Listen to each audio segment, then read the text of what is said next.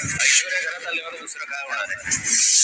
तुम्ही ऐश्वर्याचं नाही संकटाचं स्वागत करताय. घरोघरी मातीच्या चुली मालिकेच्या पुढील भागात आपल्याला पाहायला मिळेल की आता ऐश्वर्या माप ओलांडताना तिचा तोल जातो, त्यामुळे ते माप घरात न पडता घराबाहेर पडतं.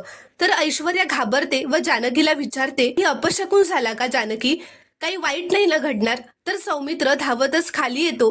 तेव्हा जानकी त्याला विचारते की सौमित्र भाऊजी काय झालं? तर सौमित्र जानकीला म्हणतो की तुम्ही सगळ्यांनी ना संकटांना स्वतःहून आमंत्रण दिलंय. तर ऐश्वर्याला हे ऐकून खूपच वाईट वाटतं, तिच्या आईवडिलांना सुद्धा ऐकून हे खूप वाईट वाटतं. तर सयाजीरावला मात्र खूपच राग येतो.